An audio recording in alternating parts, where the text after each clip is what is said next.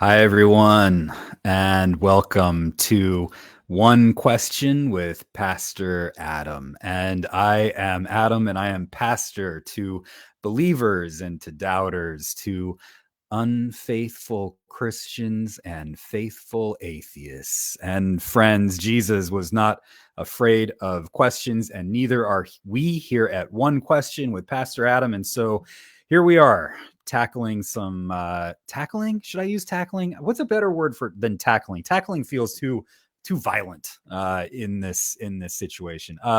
We are here to discuss. That's better. We're here to discuss some big giant questions that are going around in Christianity. In, you might call it, the deconstruction phase, the questioning phase that we are in. And it's good to be together. Hi, Luke. Didn't Jacob tackle God? Yes. Okay, Luke. See, we are already getting into some biblical analysis here. So if you want to tackle God, go for it. I mean, I think that sounds like fun. And God apparently is up for it. A little wrestling with God. I like that. So Dina, examining. I like that. We're going to examine some questions. So that's what we're going to do here today. And today we are examining the question of marriage. And I am excited for this one. And if you have comments or questions that you would like us to examine or to tackle or to discuss, bring those in the comment section, and we will do that. Today, we are talking with Dr. Dana Robert Hicks. Dana has just written, published a book about marriage. It's called The Knot, and I've got it here on my Kindle. Unfortunately, the Kindle is black and white. Come on, people, add some color, add some rainbow into the Kindle. Let's go. So I love the title, The Knot: How to Secure Healthy Modern Relationships While Not Being Tied to Marriage's Past. I love it. I love it. So, boy, this is going to be awesome. So, so I'm going to introduce Dana. Dana is an Amazon best-selling author and has contributed to more than 5 books and many articles that revolve around the themes of culture, change, church planting, and mission. And before Dana retired from professional ministry, he was a church planter, pastor, professor, and leadership developer of over 30 years. And so we have got some good conversation for you today. So I'm going to bring in Dr. Dana Robert Hicks to be with us now.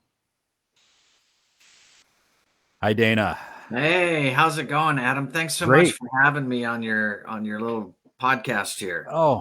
It's a pleasure and a joy. I've gotten 3/4 of the way through, and that I've enjoyed your book so much, and Oh, thank it's you. so fantastic. And you are tackling, examining, discussing some Wrestling, yeah, I'm not sure all. Yeah, wrestling wrestling with some really big important issues. And yeah, Lita says, working on getting rid of marriage baggage past. And this is one of the big things, is we have kind of been given a lot of baggage with the concept of marriage that we yeah. carry with us. Some of that baggage we can just put down. Some of that baggage we might be stuck with. Princess from Spokane, good to see you. So I just kind of wanted to start off kind of with you, asking you why you wrote this book. This might be a good way for you to introduce yourself as well, if you'd like to do that. And Yeah. just kind of give us a little introduction. Yeah, yeah. This book kind of came about. I had a lot of thoughts about marriage that I was leading a congregation and in part of a denomination where I wasn't quite sure I could say all those things. And so, because this ends up being a pretty emotional topic for a lot of folks. And so, I kind of tucked those thoughts away, kind of but when I left ministry, I felt the freedom, now I could suddenly say what I really think. And so that was part of what opened the door, I think. But my thought process on it started with reading a book by Stephanie Kuntz years ago. She's a historian out of Evergreen College in Olympia, and she wrote a book called Marriage: A History, and just traced marriage as a construct from the agricultural revolution to today. And I when I set that book down, when I was done with it, I thought, this is marriage is nothing like I thought it was. It has Mm, changed so much in human history, and the way it's functioned for yeah. people and societies and clans and tribes for centuries is it's been so different. And if it's evolved that much in human history, we can certainly have permission to say, well, let's see how it can evolve to be better, more healthy, more empowering to those involved in it, more loving forms. So Yeah. that's sort of what started me on the process of it. And then it was kind of I was kind of working through it in my own head, trying to figure it out. And that was sort of what the book ended up being, was me processing this in my own way, trying to think through this as a follower of Jesus, and as someone who is concerned about people and marriages. Yeah. I'm reminded of one of the famous Christian ethicists, Stanley Hauerwas, who I think in a book that I read 20 years ago or said if you knew what you were getting into when you were on your marriage day, on your wedding day, you would say, no, I'm not doing this. Like, because it's a challenge. Yeah, It is hard to live with the same person for many years, 40, 60 years. sure. There are challenges embedded in this that much of our culture blinds us to. You Mhm. talk about some of the myths within culture, soulmate, the Disneyfication of marriage. Can you talk about that a little bit? Yeah, yeah. And I think, Adam, you're kind of hitting on something important too, in terms of in human history. When your life expectancy was to live to be 35 years old, I mean, when you said till death do us part, it meant, okay, maybe 20 years, we're committing to here. But when your life expectancy is like into your 80s or 90s, it's a big commitment to say till Mhm. death do us part. And Yeah. and I think that, just the nature of that creates some problems. And so, this isn't the question, like you say. I'm sorry, I got a pop up on my screen here. They want me to renew my virus protection. Sorry, got distracted for a second there. Um, as you kind of mentioned, the way in which we think about romantic marriage isn't even necessarily a Christian construct. You see it everywhere in terms of the Disney princess sort of mindset and romantic comedies. I mean, romantic comedies make hundreds of millions of dollars, playing this trope of just find that one true person and all your problems will disappear and you'll live happily ever after, and ride off into the sunset sort of thing. I mean, that trope, it runs deep in our Mm. culture. And so yeah, and that sets us up. And we know, I mean, if we're honest with ourselves, we know that it's a trope, and that, that's not really how it works. But that sort of notion that marriage is the best way to happiness, that runs pretty deep in our culture, for sure. Mm. Luke says divorce is a good thing because it's an end to unhealthy relationships, not healthy ones. I don't know if you have any quick thoughts on that one. Well, divorce sometimes is the best of a lot of bad options. Mm. Sometimes we find couples find themselves in situations that are abusive, or neglectful, or dehumanizing in some way. Uh, Divorce is never fun. Anybody who's been through it Mm. can tell you, you wouldn't wish it on your worst enemy. It's just Mm. brutal, emotionally. I yeah, Yeah. it's sometimes, though, the best of a lot of bad stuff, and Right. unfortunately, and so it's never, those are never easy conversations or simple formulas that we can say this is when divorce should be and Yep. when it shouldn't. I mean, Yep. it's as complicated as the people involved in it, for sure. No, that's a great way to put it. Great way to put it. Thank you for that.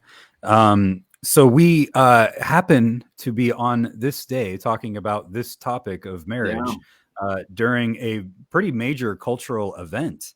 Your timing is Just impeccable, Adam. timing is impeccable. Maybe that's a God thing. I don't know. But we just had Congress pass the Respect for Marriage Act, which protects same-sex marriage from any potential Supreme Court messing with same-sex marriage. So I was wondering if you had any thoughts on that current event as we're talking about this subject. Yeah, and I track a little bit of that history, the history of the church and state's relationship in marriage in the book. And I don't get into it very deeply, but that's always been kind of a weird, precarious sort of relationship. The state is concerned with contracts, right? And Mm, liability, I guess, really at the end of the day, and responsibility. And so, I mean, if you look at it from a contracts perspective, we shouldn't really care if two people are the same or different genders and they're entering into a contract, or whether they're different races or whatever, those sort of external factors in terms of contract law. Um, but the church has meddled in recent years in their understanding of marriage. But the irony is that for many, many years, the church really didn't care that much about marriage. mm, They just didn't have a whole lot of interest. It wasn't until about the 16th century, good a solid 1500 years after Jesus, that churches began to be held in weddings began to be held in churches, I should say, and priests and pastors began to officiate them. I mean, it was a long time after Jesus, so this is a mm. relatively new thing where the church has an interest in marriage, or has some sort of say. In fact, Martin Luther had this whole diatribe he went on about how the church just needs to stay out of marriage altogether, let the state handle it, kind of thing, which surprises a lot of folks. Yeah. Again, in our day, it's very much. The church seems to have a lot to say about marriage, which is a left turn for most of church history, to be quite frank about it. So, but the act of the thing that passed today, the Defensive Marriage Act, is that no, that the Defensive Marriage Act Yeah. was the first one. This is This one is called the Respect for the Marriage Respect for Act. Marriage. I'm old enough to remember the Defensive Marriage Act, which was Yes. exactly the opposite of this one. Yeah. Uh-huh. The Respect for Marriage Act, what I find really interesting, I blogged about this actually, is evangelicals taking the position of being the victim in this. It's like Mhm. I don't really. Evangelicals love this persecution complex, and I think Mhm. maybe it's because they think that because the early Christians were persecuted, if they're more like the early Christians, they would be persecuted, and so they have to make up a persecution. Or I'm not sure exactly what it is, but it's a weird flip that happens, that they take the victim status on this. And when people think of themselves as victims, then suddenly what they're able to justify in their minds ethically becomes really broadens out, and it gets really ugly really quick. So I do Yeah, I do find that sociologically, I just find that interesting in terms of this particular passage of this bill. yeah, Uh, yeah, yeah. Jesus says, is it in the Sermon on the Mount somewhere around there? Like, it's something like, "You will be persecuted if you follow me," or something like that. yeah, yeah, yeah, And it's as you say, it's this persecution complex. Jesus says you're going to be persecuted, so expect it and don't respond like a jerk. Is basically it. Don't respond with this persecution complex yeah, because you're expecting it. It's going to happen. But yeah, as you say, it's like I don't want to scapegoat evangelicals too much, but it feels like they're taking on this persecution complex in order to gain power over others because we're the victims and we're going to gain power over you because we're losing our privilege and place. That's what Christian nationalism is all oh, about. for It's sure. a so Jesus is like, you're going to be persecuted, but don't become resentful about it. Continue to love your neighbor as you love yourself. But this like persecution complex that so many evangelicals have, is all about resentment, all about like channeling. And this is like Yeah. the Respect for Marriage Act, and making sure that people can, gay people, lesbian sisters, anybody can, come and be married and either have the joys and the troubles and the frustrations. And if I can experience that as a heterosexual male, then sure, anybody should be able to experience Yeah. all of the ups and downs of marriage if they want to. Yeah. Yeah. Interestingly, you've talked about, since Jesus, in the next 1500 years, marriage wasn't a big thing, right? It wasn't big in the historic church. Does No. that come from Jesus's teachings about marriage and Paul's Yeah. teachings I mean, about when marriage? you, yeah, I went through, in preparation for this book, I went through and read every passage about marriage in the New Testament. And I was really kind of struck by, number one, how few passages there really are about Mhm. marriage. Even like 1 Corinthians 13 that we read at a wedding. It's not the context. It's not a wedding or marriage. It's just in terms of how we love each other, or our relationship within a faith community. So as I read through all those passages on marriage, I think what struck me, number one, was Jesus wasn't really all that concerned about it. Didn't really put a whole lot of emphasis on it. The few times that he does talk about it, often it's because people are questioning him, trying to trap him in some sort of trick question about divorce or about marriage that he's sort of forced to engage with. And then Paul is the same thing. Both Jesus and Paul, as far as we know, were single guys, which Mhm. again kind of blows your mind when you think about, even in that culture, it's a Yep. big statement. And Paul says just quite blatantly, hey, if you want to get married, but I suggest not. And Jesus pretty much says the same thing. His disciples listen to his teachings and say, well, maybe it's just better if you're not even married at all. And Jesus says, hey, whatever, man. Uh-huh. I'm paraphrasing a bit from the Greek, but Uh-huh. Jesus and Paul, the only time Paul really gives any really sort of specific instruction on what a marriage should look like, the form a marriage should take, he ends it by saying, yeah, but that's just my opinion, don't take that as divine anything, just that's just kind of my random thoughts, so there's no sort of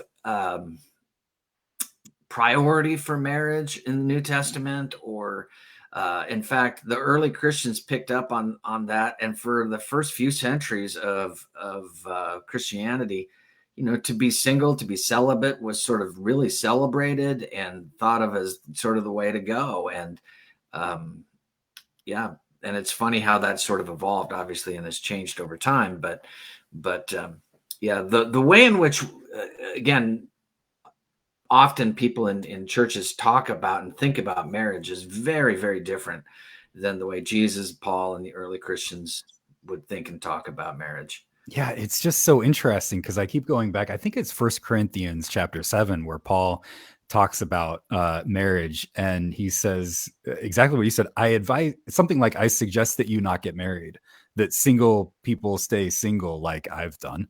But he gives he says you can get married not for procreation, but if you can't handle your sexual urges. Yeah, So it's yeah, like, the reason that you should get married is only because you're too weak to handle your sexual urges. yeah. It's As a it's like as a I'm consolation often to your weakness. Yeah, right. Yeah, I'm often wondered why, like, Christians who, like, want to take the Bible seriously or the New Testament seriously aren't going around shaming people who get married because they're too weak to control themselves, right? Instead, we're like, marriage is so normal in our culture. You're like yeah. expected to get married Yeah, and and despite and what. I, and some of the research that's coming out now too on this sort of whole notion, um, evangelicals in particular get married really, really young because they want to have sex. I mean, really is the bottom line. And it turns out that wanting to get married because you want to have sex is not necessarily a great motivation to stay married. And so the divorce rate what they're finding now is the divorce rate among evangelicals is higher than the divorce rate of general population. In fact, even living close to an evangelical increases your divorce rate statistically. So, and again, it all stems back from that same sort of Pauline instruction. Hey, you can't handle the lust. Well, then, tie the knot. Kind of Mhm. thing. And Mhm. so it ends up being problematic on a number of levels. Yeah, yeah. What? So, say more about that. Like, I'm sure that many people would be surprised to hear that the highest divorce rate in the country is in the Bible Belt, Hmm. Hmm. and all of this pressure to save yourself from marriage, is that where it stems from, or Yeah. So part of what's tricky, correlation and causation is hard to yeah. hard to hard to tie together and all this. But what the researchers are speculating, there's a couple things at play. One is, in more progressive parts of the country, people marry less. So the divorce rate can be lower because people are Mm, marrying less. Which makes mhm, sense. mhm, Um, but in parts of the country where people are marrying more, they tend to marry younger because, again, the motivation being that they want to have sex, and so that's what motivates them and drives them to do it. And the correlation between how young you are when you get married and the divorce rate is a pretty tight correlation. So the younger you are, the more immature you are. The less you know yourself, the less you understand about the world. Then, not surprisingly, when you're making a lifetime commitment, it's pretty difficult. And again, getting back to the history part, no time in human history has people until the last 200 years have people made this sort of choice on their own. It's always usually in the course of human history been families that make a decision about marriage. They mm, say, hey, look at this other family or tribe or whatever, and we want you to marry this other person so that our cattle can graze on their grass and things like that. Those were the motivations for marriage. And it was the family. For most of human history, people would think it's absurd to leave that decision to a hormone-filled teenager. mhm, What are you mhm. thinking? Uh, There's no way that they can make a good decision about that. But again, in our romantic minds, we fall in love and we make those decisions. So. Yeah, Luke says also money. I've had cousins who were essentially told by their parents that if they married, they'd get money. So all Oh, kinds of interesting. yeah, all kinds of reasons to do it. You Mhm, talk a lot in your book about romantic marriage as opposed to other forms of marriage, I think, like arranged marriages, I think. mhm, Can you say a mhm. little bit more about like what you mean by romantic marriages and how that has actually recently developed in human history? Yeah, yeah. So in the last couple hundred years or so, is when there's philosophical shifts that were beginning to take place a couple hundred years ago, in which we began to think that maybe women are like human beings and deserve a sense of, decision in their own lives, Yeah. and they're not property. These are good developments, just to be clear, and so there's some philosophical things that were taking place. Sociologically, the world was changing in terms of the Industrial Revolution, and you no longer you could raise a dowry on your own instead of relying on your parents to provide that for you. And so things began to shift, and people began to fall in love, and outside the confines of their extended families, and those decisions that would be made by them, and that became romantic love. People got married for love for the first time ever in Mm. human history. And sometimes, of course, in the past, people got in arranged marriages and they fell in love, and it was all great and everything. So it wasn't that people weren't in love before, but it was never the primary foundation of a marriage. So that by the time we hit the 1950s, this sort of notion of the working man who's married and the stay-at-home mom and 2.5 kids in the suburbs, that for the first time becomes normalized in human history and sort of crushes all other forms of marriage, at least in the United States. That's just the way we understand marriage, and that's the way it's supposed to be. And so you have media then that sort of follows up on that, with romantic comedies and romance novels and all, Mm. all these sorts of things that reinforce that message over and over and over again.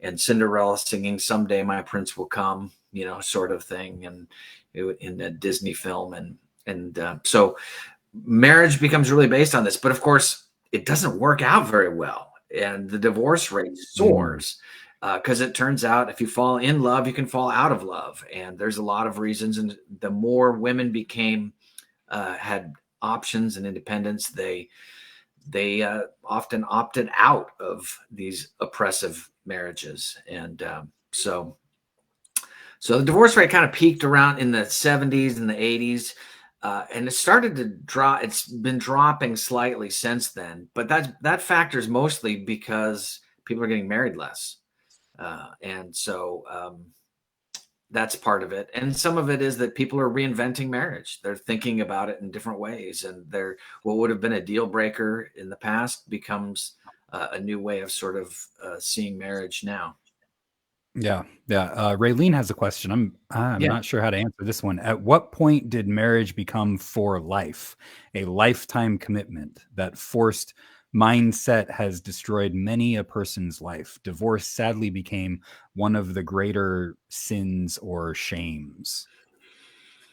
Yeah, I think it always had this sort of Mm. permanence to it. But again, Mhm. when you live to be 30 years old, you're like, okay, cool. Yeah. I can live with that. Um, and I think, part of it too is the era we live in. You think about our ancestors that were born, lived, and died probably within a 50 to 100-mile radius of the same place, and probably knew in their lifetime 200 people. you know um, Life was pretty quite a bit simpler for our ancestors, and so you know obviously our lives are nothing like that now, and the options to us are virtually unlimited, and so yeah, that's changed quite a bit. Sort of related to that question, I'm always interested when certain Christians say we need to stick to biblical traditional marriage. Hmm. And I'm always interested in, how diverse marriage is in the Bible, right? Yeah, yeah, you better be Like, careful what you wish for. right? For most of the Hebrew scriptures, women are property, and a violation of, having sex with another woman is a violation of somebody else's property, not anything ethically. That was the issue. Mhm, mhm. Um, and, obviously multiple wives, polygamy was a big deal. Back then, the list of polygamous characters in the Hebrew scriptures is pretty long. There was a lot of that. The the Levirate marriage was a big deal in the Hebrew scriptures as well. If you died, I should say, if a man died and left a widow and kids, the brother of the man who died was responsible to take on the wife and kids of his brother who passed away. And if he didn't want to do that, he had to meet before the town elders and give a pretty good reason why he wasn't going to do that. Um, so if you want biblical marriage, you got to take it all, I guess. That's And the woman wasn't the woman to take his shoe off of him if she refused and smack him in the face with it or throw it at yeah, him or something? yeah. There's a big shaming with not taking your sister-in-law as a wife. Yeah, Yeah, and yeah. there were cultural reasons for that. Obviously, um, they were concerned about inheritance being stolen, and property and rights and things like that, being passed to other people, other guys swooping in and taking her as a wife, and then the property questions and real estate. And so, I mean, there were economic concerns of why that came about.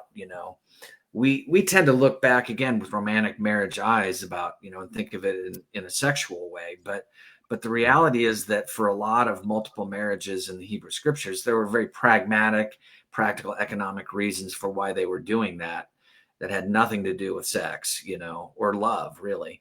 Um, Yeah, including caring for widows, yes, exactly, who exactly. are one of the most vulnerable members of this culture. A lot of people say by the time you get to the New Testament, there are no multiple wives, and it's all one man, one woman. But there's an interesting passage in one of the pseudo Pauline letters. I think I have one of the Timothys or something, where it says that a bishop or overseer of the church should only have one wife, Yeah, yeah, which leads you to believe there were some who had multiple wives and they were excluded from being the overseer.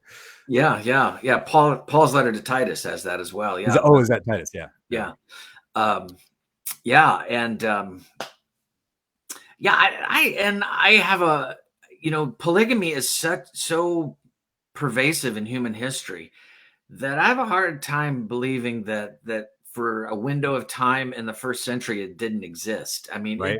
it's everywhere now. I mean, Mm-hmm. and I part of my work has been working for a nonprofit that does work in Africa, and so I've been to Africa about half a dozen times, and of course you meet people who are polygamous there, who have multiple wives, and we Americans, we went when I first got there, you'd think, wow, look at this guy. He's quite the player kind of thing. Mm-hmm. But then once you understand the culture, you understand, no, what happened is this woman's husband died. And as an act of compassion and love, this guy takes in this woman and her children and cares for them as his own. And it's this beautiful expression of love and concern, not anything twisted and sexual like we would think. Mm. Yeah, yeah, interesting. That's interesting. You mentioned that in the midst of the unrealized expectations of romantic marriages, Mm. that marriages that are what's the term? I used it a little bit ago. Marriages that are or given like chosen for us are Arranged. on Yeah, yeah. arranged marriages. Thank you. Why couldn't Mhm, I? Why my brain? Arranged marriages are on the rise mhm. in the United States, even. And can you talk a little bit about that? Yeah, it's not a huge trend, but especially people of Asian descent, have this sort of are kind of going back to this notion of like, you know, uh 50-50 shot if in a romantic marriage, or the people in arranged marriages boast that they have a 94% success rate. Wow. That's kind of hard to verify in terms of like in the States, um but again, their expectations going in are very different than in a romantic marriage. Hmm. Hmm. So a lot of people of particularly Asian descent are like, I'm looking at the 94% versus 50%. Maybe I'll play my odds in this and go with more traditional in that sense marriage, of having an arranged marriage. But yeah, it's kind of an interesting trend for sure. Yeah, we typically think of arranged marriages as being oppressive and Mhm. something from the ancient world or something, but maybe not. Maybe it's more helpful, or who knows? Yeah, and it all gets back, and I think this is sort of the crux of the book, to what your expectations for marriage are. Yeah. You know, if Yep. your Yep. expectations are that you're going to find the magic person that's going to fulfill your every fantasy women desire and never cause you any stress or strife, um, you'll probably be disappointed in Hmm. Hmm. in trying to find that person. But if you have expectations that are more realistic or at least modified in some way, then I think you'll probably have a better shot. You have this really interesting and helpful part of your book about Maslow's hierarchy of needs and how Yeah. it relates to marriage. I was wondering if you could give us a little bit on that. Yeah, and this ties right in exactly what we were just talking about, Yeah. sort of the expectations. Yeah, so there's a researcher named Eli Finkel out of Northwestern University. He's a marriage researcher and a really bright guy, and has done some really interesting research on modern contemporary marriages. And one of the things he did, he read that same book I did by Stephanie Kuntz, Marriage: A History, and he saw that and he said, the way I see the history of marriage playing out over the eons is sort of like Maslow's hierarchy of needs. For most of human history, marriage was about survival. It was just about getting a roof over your head, getting enough calories in your body, having clean water to drink. And that was really what marriage was about. And people were really happy if they could succeed in that regard, Mm. But at some point, people had a roof over their head and enough food, and they began to ask different questions like, what if we actually like our partners? Is that possible? Mm. And so marriage be changed a little bit, and Yeah. people began to be, try to actually be nice to their partners. And then over time, things changed even more. And they said, maybe we should love our partners and like feel warm fuzzies towards them. How about that?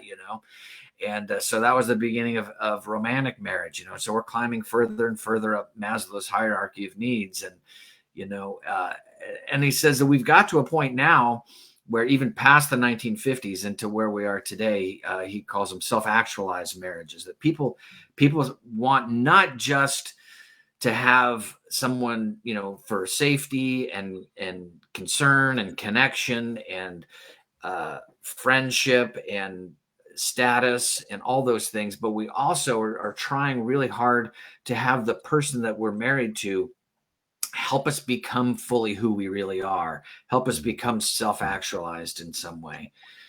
And of course, this is a lot to ask of a marriage. And it used to be an entire village that would fulfill those roles in a person's life, but now we're asking one person, will you be super person to me and fulfill all these things? And um, so Eli Finkel's, more or less says, when you freight marriage with that much weight, it suffocates the marriage. It just is too much for a marriage to bear.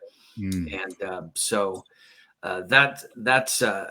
that's one way of sort of thinking about marriage. And his book goes on to talk about, there are ways in which if you have lots of time and energy and resources and money, that you can probably have one of these self-actualized marriages. But for most of us mortals, who have jobs and who have responsibilities, and it's very difficult to have a self-actualized marriage.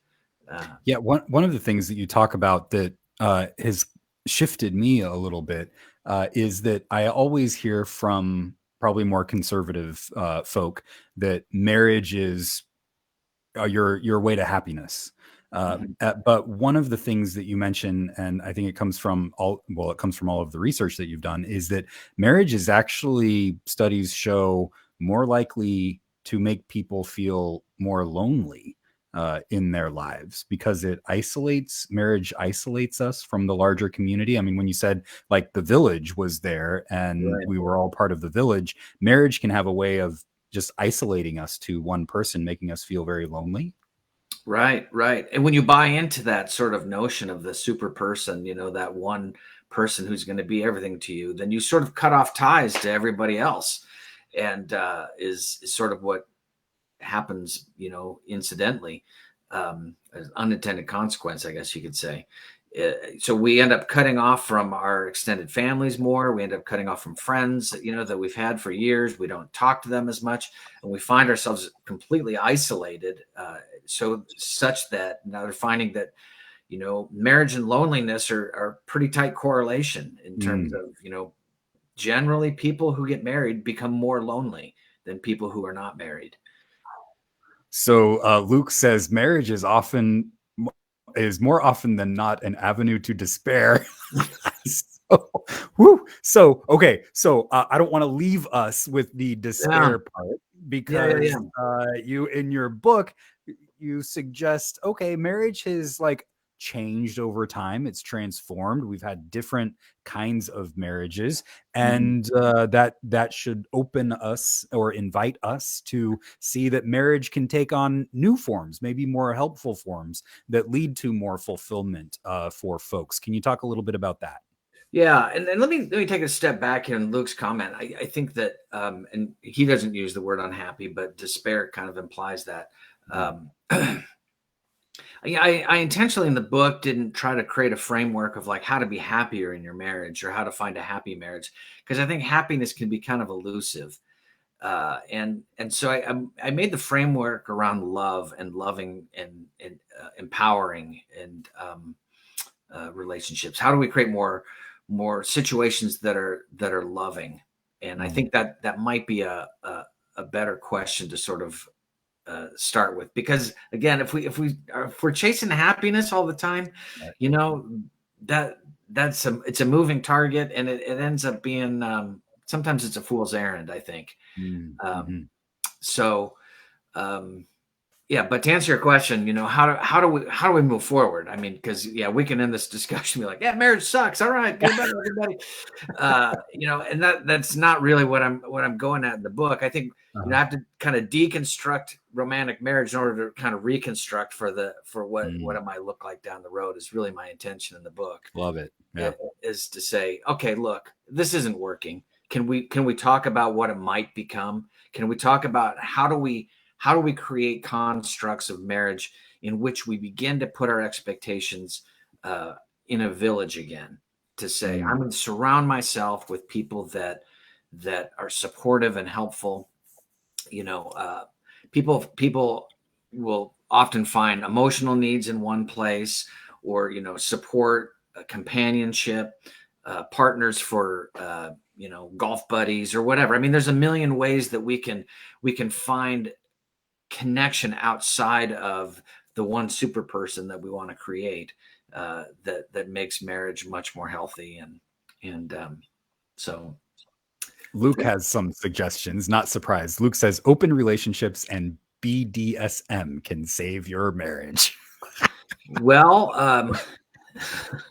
Whatever works for you, Luke. That's fantastic. So, and I think, well, and so this is part of the book is recognizing that every marriage is different, right? yeah. I mean, everybody's different. We all bring different baggage. We all bring different life experiences, personalities. I mean, a million different variables into a marriage, and and not just our own personalities, but in terms of our life circumstances at times. Mm, Anybody who's been married for any period of time, you go through phases of different things. You have the newlywed phase where you're starry-eyed and full of, mm, warm, fuzzy hormones that are flowing through you. And then you have children and that's destroyed. And, but that's okay because you have these kids and they're great, and then you become an empty nester, and then that all shifts again and you have to rethink things. And you go through crises of health and finances and different things. There's so many seasons to a marriage. It's constantly in flux. It's constantly changing. Constantly what you need changes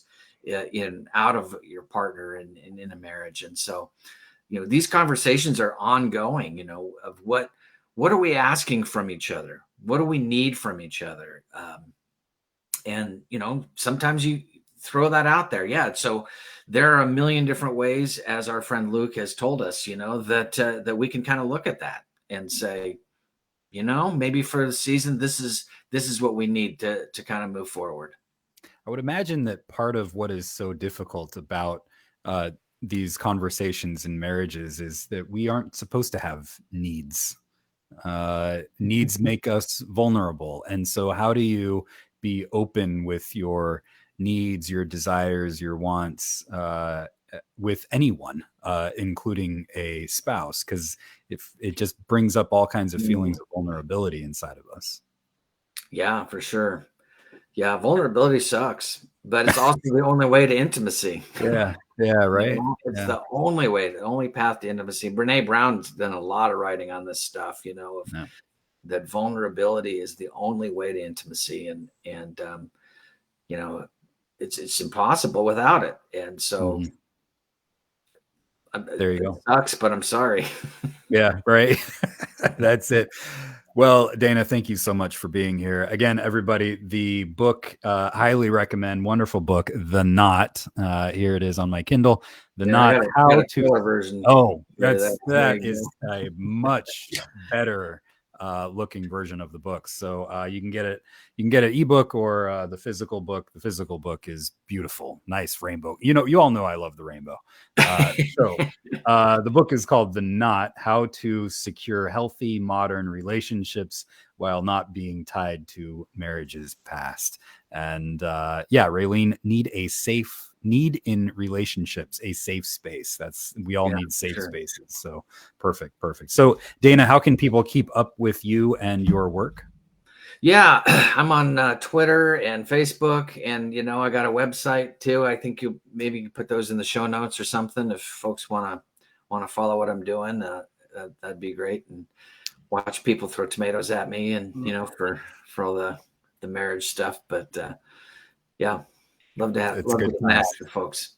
Good times. We all love the tomatoes, so it's a fun time. So Dana, thank you so much for being here. Thank you, Adam. So nice to meet you.